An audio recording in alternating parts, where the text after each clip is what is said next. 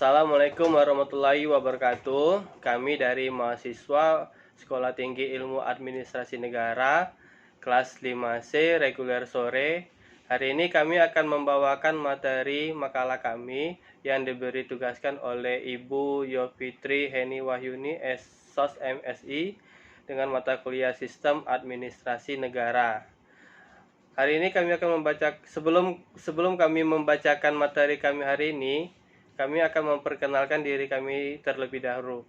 Yang pertama, saya sendiri Yudi Wardana, NIM 1911228, dan saya Nuriski Indriarti, NIM 1911242. Saya Bayu Wardono, NIM 1911419. Saya Ervan Utabalian, NIM 1911246. Saya Agrani Sihombing, NIM 1911466P. Saya Februari Akbar Pratama, NIM 1911433. Saya Nilenggolan, NIM 1911247. baiklah, judul makalah kami hari ini yaitu konsep birokrasi dan manajemen pemerintahan. Untuk yang pertama kali akan dibacakan oleh Saudara Otnil. Pada Saudara Otnil kami persilakan. Konsep birokrasi dan manajemen pemerintahan. Birokrasi adalah fenomena kehidupan yang setidaknya sejak abad 19 telah menjadi aktor sedemikian penting dalam sejarah umat manusia. Apabila orang ditanya tentang organisasi apakah yang paling mereka butuhkan dalam hidup, maka jawaban semua orang adalah hampir pasti birokrasi. Sejak sebelum lahir sampai meninggalnya, seorang manusia yang hidup di dunia modern akan senantiasa berurusan dengan institusi pemerintahan yang kita kenal dengan nama birokrasi itu. Seorang manusia bersentuh dengan birokrasi dimulai tatkala ibu bapaknya menikah di KUA. Apakah birokrasi itu sebagaimana Kak dulu.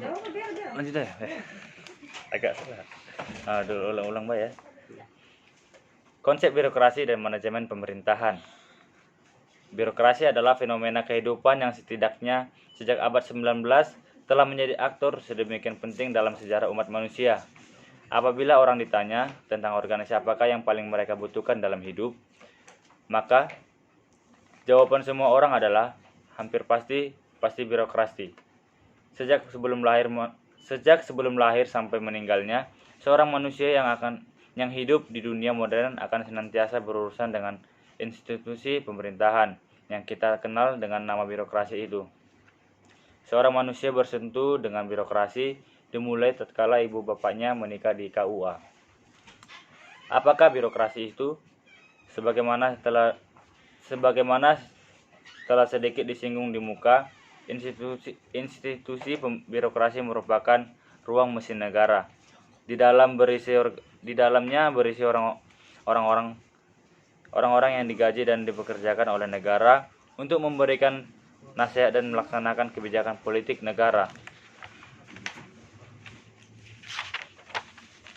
Manajemen pemerintahan. Menurut Budi Supianto, fungsi manajemen pemerintahan dapat dikategorikan antara lain sebagai berikut. Yang pertama, manajemen pemerintahan berarti membuat keputusan-keputusan mulai dari perencanaan, pelaksanaan sampai monitoring atau evaluasi tentang tata kelola pemerintahan, baik yang dilakukan pemerintah pusat maupun pemerintah daerah. Yang kedua, manajemen pemerintahan berarti membuat kebijakan-kebijakan tentang hubungan yang mengikat antara pemerintah, baik pemerintah pusat maupun pemerintah daerah. Yang ketiga, manajemen pemerintahan berarti menetapkan kebijakan-kebijakan kerjasama antara pemerintah dengan masyarakat dan penguasa untuk meningkatkan kesejahteraan rakyat.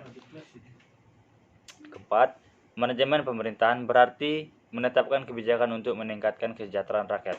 Yang kelima, manajemen pemerintahan berarti melaksanakan kekuasaan pemerintahan baik sebagai pimpinan negara, pemerintahan maupun lembaga-lembaga tinggi negara. Berdasarkan dari uraian di atas dapat disimpulkan bahwa manajemen pemerintahan memiliki fungsi dasar terhadap kegiatan pemerintah atau kegiatan negara dan mempunyai pengaruh sangat besar terhadap kegiatan warga negara, khususnya dalam bidang administrasi, ekonomi, keuangan, sosial, dan tata kelola pemerintahan. Selanjutnya akan dilanjutkan oleh Irfan. Baiklah, saya akan menjelaskan penjelasan dari Unil tadi. Pemerintahan Kota Palembang sebagai salah satu daerah otonom telah melakukan inovasi kebijakan terutama dalam pelayanan yang diberikan kepada masyarakat semakin berkualitas. Namun demikian, pada kenyataannya sampai saat ini masih banyak didapatkan keluhan dan pengaduan masyarakat dalam pelayanan publik yang dilaksanakan. Hal ini bisa dilihat dari laporan berbagai media cetak lokal dan dalam pembicaraan umum masyarakat di berbagai tempat, salah satunya adalah keluhan pelanggan PDAM di Kota Palembang akan ketidaklancaran distribusi air bersih. Dari aspek kualitas air juga dikeluhkan tentang kekeruhan yang masih cukup tinggi. Demikian pula dalam pengurusan izin mendirikan bangunan. Sama halnya dalam pelayanan orang sakit, pasien harus menunggu cukup lama karena diwajibkan menyelesaikan urusan administrasi terlebih dahulu, baru pasien dapat ditangani. Dalam penyediaan sarana dan prasarana, pelayanan publik juga masih banyak menjadi komplain dari masyarakat. Beberapa di antaranya adalah infrastruktur, jalan masih banyak yang rusak, bangunan gedung sekolah yang memprihatinkan. Fenomena rendahnya kinerja pelayanan publik tersebut antara lain karena masih relatif rendahnya kapasitas birokrasi pemerintahan Kota Palembang. Hal ini menunjukkan bahwa pembangunan kapasitas birokrasi pemerintahan Kota Palembang telah menjadi prioritas program dalam upaya peningkatan pelayanan publik. Pemerintah Kota Palembang memiliki tantangan besar untuk membangun dan memberikan layanan optimal kepada warga masyarakat. Walaupun di satu sisi di Kota Palembang memiliki lebih banyak kekuasaan, peluang dan sumber daya termasuk anggaran pemerintah. Namun, di sisi lain, tuntutan masyarakat untuk mendapatkan layanan yang baik juga semakin tinggi. Hal ini dipicu oleh iklim demokrasi dan keterbukaan sebagai salah satu dampak dari reformasi. Selain itu, globalisasi telah membawa perubahan di tingkat masyarakat dan lingkungan begitu cepat, sehingga pemerintah Kota Palembang juga dituntut untuk selalu dapat beradaptasi terhadap perubahan-perubahan yang terjadi. Dari rumusan masalah yang kami ambil, yaitu berdasar hasil paparan pada latar belakang di atas, yang menjadi rumusan masalah dalam penelitian ini adalah 1. Bagaimana Kota Palembang sebagai salah satu daerah otonom melakukan inovasi pelayanan kepada masyarakat. Sedangkan tujuan pembahasan kami yaitu untuk mengetahui bagaimana kebijakan pemerintah dalam melakukan pelayanan kepada masyarakat. Sekian dari saya, selanjutnya akan dilanjutkan oleh Pak Bayu Wardono. Baiklah, saya Bayu Wardono, NIM 1911-419 akan melanjutkan makalah kami. Birokrasi. Birokrasi yang mengarahkan pada kepekaan terhadap pelayanan publik salah satu faktor-faktor utama yang turut berperan dalam terwujudnya perwujudan pemerintahan yang bersih, excellent government, dan pemerintahan yang baik, good government. Adalah birokrasi dalam posisi peranannya yang demikian penting dalam pengolahan kebijakan dan pelayanan publik. Birokrasi sangat menentukan efisiensi dan kualitas pelayanan kepada masyarakat, serta efektivitas penyelenggara pemerintahan dan pembangunan. Undang-undang yang ditetapkan oleh DPR dan diundangkan oleh pemerintah dan berbagai kebijakan publik yang dituangkan dalam berbagai bentuk aturan perundang-undangan yang dikembangkan dalam rangka penyelenggaraan negara dan pembangunan akan dapat dikelola secara efektif oleh pemerintahan apabila terdapat birokrasi yang sehat dan kuat, yaitu birokrasi yang berprofesional, netral, terbuka, demokratis, mandiri, dan memiliki integritas dan kompetensi dalam melaksanakan tugas dan tanggung jawabnya selaku abdi masyarakat dan abdi negara dalam mengembangkan misi perjuangan bangsa mewujudkan cita-cita dan tujuan bernegara. Birokrasi sesuai dengan kedudukannya dalam sistem administrasi negara dalam penyelenggaraan kegiatan pemerintahan dan pembangunan bangsa, dan sesuai pula dengan sifat dan lingkup pekerjaannya. akan menguasai pengetahuan dan informasi serta dukungan sumber daya yang tidak dimiliki pihak lain dengan posisi dan kemampuan yang sangat besar yang dimilikinya tersebut. Birokrasi bukan saja mempunyai akses yang kuat untuk membuat kebijakan yang tepat secara teknis, tetapi juga yang mendapat dukungan yang kuat dari masyarakat dan dunia usaha. Hadi Suwanto Rumita 2001. Birokrasi memegang peranan penting dalam perumusan, pelaksanaan dan pengawasan berbagai kebijakan publik serta dan evaluasi kinerja. Dalam posisi yang strategi seperti itu adalah logis apabila setiap birokrasi dan perkembangan politik selalu terdapat kemungkinan dan upaya menarik birokrasi pada partai tertentu. Birokrasi dimanfaatkan untuk mencapai dan mempertahankan ataupun memperkuat kekuasaan oleh partai tertentu atau pihak penguasa. Kalau perilaku birokrasi berkembang dalam pengaruhan politik seperti itu dan menjadi tidak netral, maka birokrasi yang seharusnya mengemban misi menegakkan kualitas, efisiensi, dan efektivitas pelayanan secara netral dan optimal kepada masyarakat, besar kemungkinan akan berorientasi pada kepentingan partai dan ataupun partai-partai, sehingga terjadi pergeseran berpihakan dari kepentingan publik kepada pengabdian pada pihak penguasa atau partai-partai yang berkuasa. Dalam kondisi seperti itu, KKN akan tumbuh dan birokrasi akan hilang jati dirinya. Dari pengembangan misi perjuangan negara, bangsa menjadi partisan kelompok kepentingan yang sempit. Hadi Suwanto Rumita 2001. Sejarah Indonesia menunjukkan birokrasi yang tidak netral telah turut membawa Indonesia pada jurang kehancuran politik, dan birokrasi yang tidak netral selalu tumbuh bersama dengan kekuatan dan kepentingan politik atau golongan tertentu, selalu terjebak dalam godaan KKN, dan akhirnya juga membawa negara kita pada kehancuran ekonomi. Hal semacam itu terjadi pada setiap rezim pemerintahan dengan akibat dan dampak serupa berupa kelemahan bangunan kelembagaan hukum dan kehancuran kehidupan ekonomi, politik, dan sosial. Selanjutnya, manajemen pemerintahan. Manajemen pemerintahan disebut manajemen publik merupakan suatu upaya pemerintah dalam pemenuhan kebutuhan publik dengan menggunakan sarana dan prasarana yang tersedia. Unsur manajemen menjadi unsur penting dalam penyelenggaraan organisasi, baik organisasi sektor swasta maupun dalam sektor publik seperti organisasi pemerintahan. Manajemen pada sektor publik yang diangkat dari manajemen sektor swasta tidak menjadikan orientasi tujuan dan pelaksanaan pada organisasi sektor publik menjadi sama dengan sektor swasta.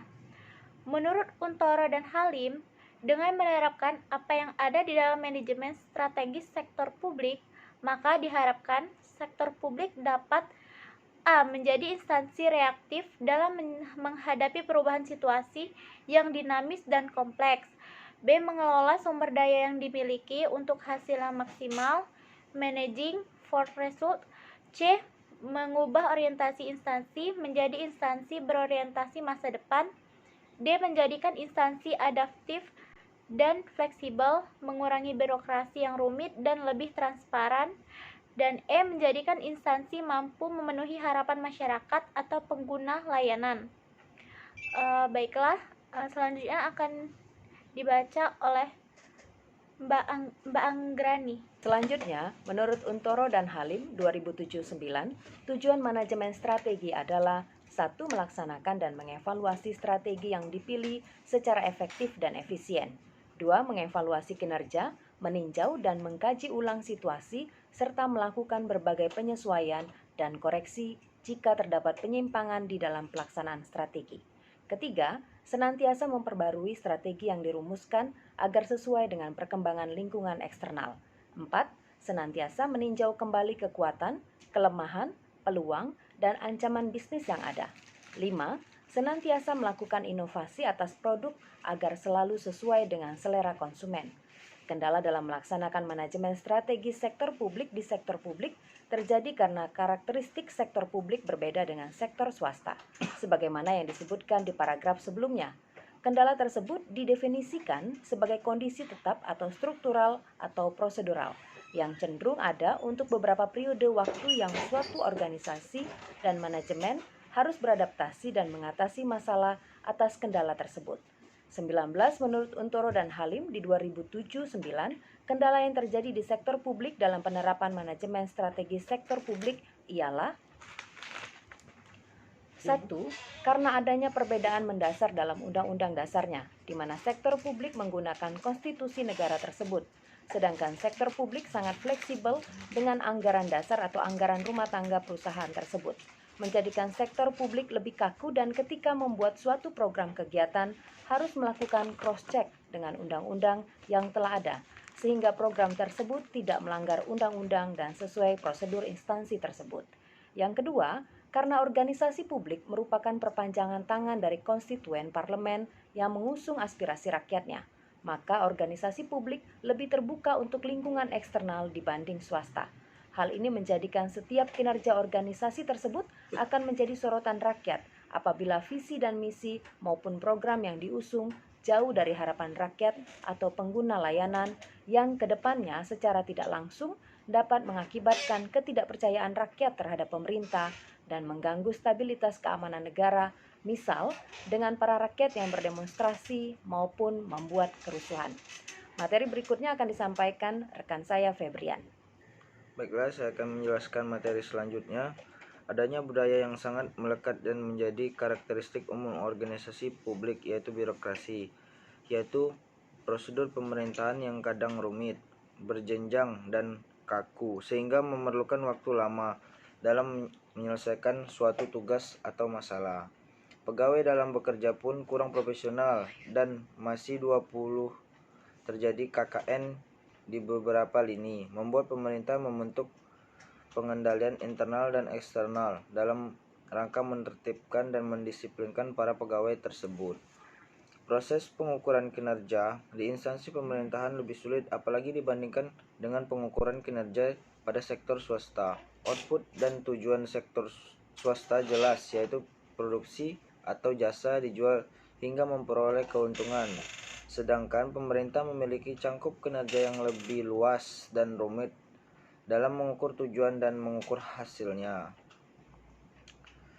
Berbagai dimensi yang terdapat dalam strategi pada suatu organisasi adalah A. Tujuan dan sarana-sarana yang paling penting dan yang perlu dicapai. Tujuan atau sarana menyatakan apa saja yang perlu dicapai, kapan hasil-hasil harus dilaksanakan. Dari sarana-sarana dinilai menyatakan ke arah mana organisasi tersebut menuju. Melalui berbagai macam sarana keorganisasian yang bersifat menyeluruh, yang menetapkan sifat organisasi dan menetapkan target bagi setiap kesatuan keorganisasiannya. B. Kebijakan-kebijakan yang paling penting dan mengantarkan atau membatasi kegiatan-kegiatan. Kebijakan-kebijakan merupakan peraturan-peraturan atau prosedur-prosedur yang menggaris batas-batas di dalam mana kegiatan akan dilaksanakan. Peraturan-peraturan demikian sering sekali mencapai keputusan kontingen guna menyelesaikan konflik antara sarana-sarana spesifik. C. Tahapan-tahapan tindakan pokok atau program yang akan mencapai tujuan yang ditempatkan dalam batas yang telah digariskan. Program langkah demi langkah, tahapan demi tahapan, tindakan demi tindakan diperlukan untuk mencapai sarana utama. Mereka menyatakan bagian sarana akan tercapai dalam batas oleh kebijakan. Mereka menyatakan bahwa sumber daya diarahkan ke arah capaian tujuan dengan apa kemajuan organisasi dapat diukur. Sekian, terima kasih. Baiklah, saya Yudi Wardana akan membacakan bab 3 penutup. Untuk kesimpulan dari makalah kami hari ini adalah birokrasi adalah sistem kerja yang sangat rasional dalam menata dirinya. Tindakan yang berlangsung di dalamnya adalah tindakan rasional instrumental, yakni mendesain sejumlah cara yang tepat untuk mencapai tujuan. Agar terpola secara teratur, keseluruhan aktivitas ditata secara baku. Pada tahap proses, keseluruhan aktivitas yang telah ditata dijalankan sesuai apa yang diinginkan oleh organisasi. Temuan data yang menunjukkan bahwa ada persoalan berkaitan dengan tidak tercukupinya kebutuhan personil dan adanya multitafsir terhadap job description merupakan kondisi menyimpang dari nilai-nilai birokrasi. Birokrasi seperti yang diidealkan oleh Weber sangat sistematis dalam mendesain kebutuhan organisasi dan memproses jalannya aktivitas kerja. Kebutuhan akan sumber daya manusia dalam pos jabatan dan kejelasan tentang pembagian kerja merupakan dua hal penting dalam birokrasi. Setiap penempatan personil selalu berdasarkan pertimbangan yang rasional berkaitan dengan kebutuhan. Begitu juga pemetaan tugas selalu menjunjung tinggi nilai-nilai efisiensi berkaitan dengan kejelasan uraian kerja, sehingga setiap aktor mendapatkan kepastian tugas dan tanggung jawab yang harus ditanganinya. Ketika pemerintah membuat pelayanan publik, disitulah pemerintah sesungguhnya sedang menanamkan nilai-nilai tertentu pada masyarakat. Sebab setiap kebijakan mengandung seperangkat nilai di dalamnya. Oleh sebab itu, setiap pelayanan publik hendaknya mengandung tujuan, nilai-nilai dan praktik-praktik sosial yang ada dalam masyarakat. Konsep pelayanan publik secara sederhana dapat digambarkan sebagai pemberian layanan atau melayani keperluan orang atau masyarakat yang mempunyai kepentingan sesuai dengan keinginan masyarakat.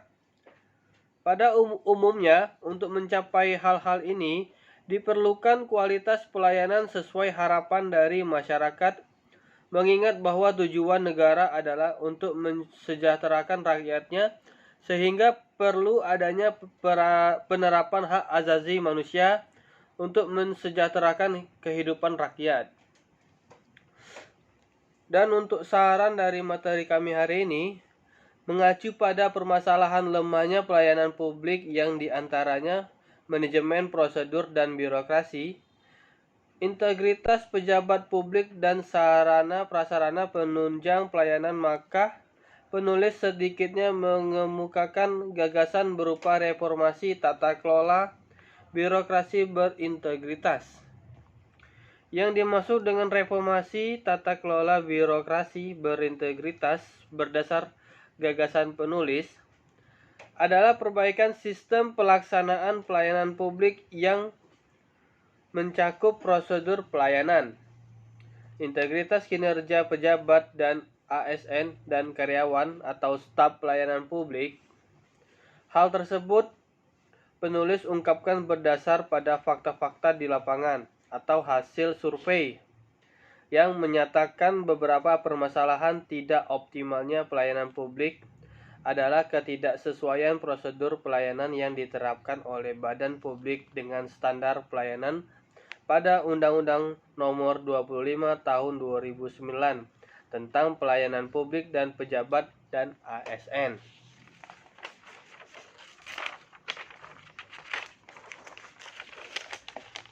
Yang tidak berintegritas sehingga mempengaruhi mekanisme dan standar pelayanan serta peran profesionalitas kerjanya dalam melayani masyarakat.